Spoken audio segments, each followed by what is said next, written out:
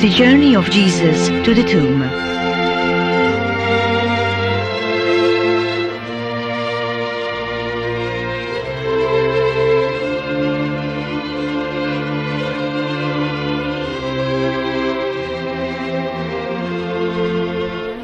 During the meal, Jesus got up from the table, removed his outer garments, and taking a towel, wrapped it round his waist.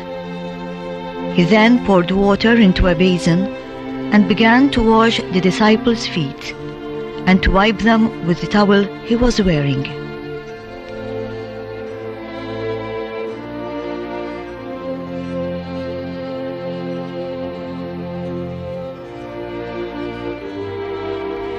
And as they were eating, he took bread, and when he had said the blessing, he broke it and gave it to them.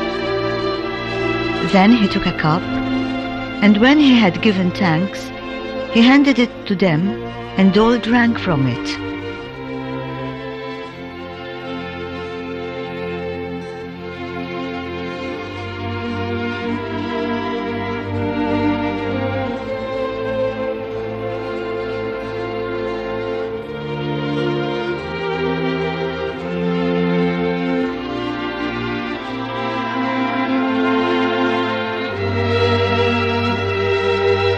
Jesus came to a plot of land called Gethsemane, where he often went to pray with his disciples. Judas, who was to betray him, came to this place together with guards sent by the chief priests and the Pharisees, all with lanterns and torches and weapons. The cohort and its tribune and the Jewish guards seized Jesus and bound him. They took him first to Annas, because Annas was the father-in-law of Caiaphas, who was high priest that year.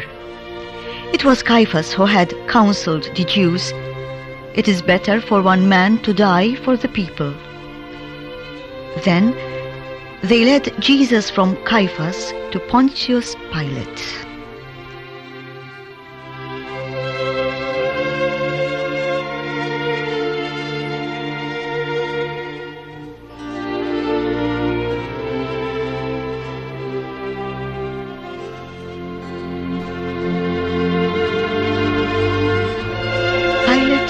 Then had Jesus taken away and scourged. And after this, the soldiers twisted some thorns into a crown and put it on his head and dressed him in a purple robe. They kept coming up to him and saying, "Hail, King of the Jews!" and slapping him in the face.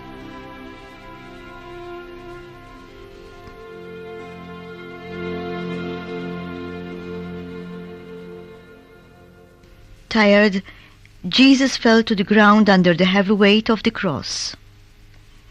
They came across a man from Cyrene called Simon, and enlisted him to carry his cross. A woman came out of the crowd and wiped his face.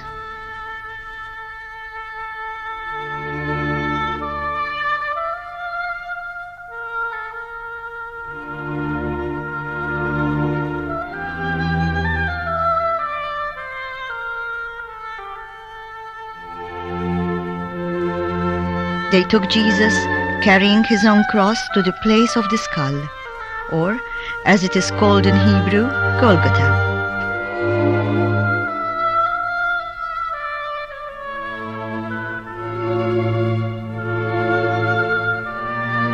Where they crucified him with two others, one on either side, Jesus being in the middle.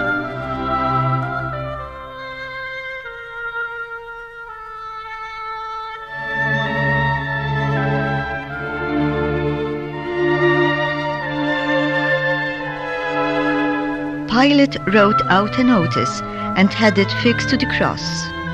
It ran, "Jesus the Nazarene, King of the Jews." When the soldiers had finished crucifying Jesus, they took his clothing and divided it into 4 shares, one for each soldier, and his tunic was drawn by lots. Jesus was thirsty. A jar full of sour wine stood there. So, putting a sponge soaked in the wine on a hyssop stick, they held it up to his mouth. After 3 hours' agony, Jesus bowed his head and gave up his spirit.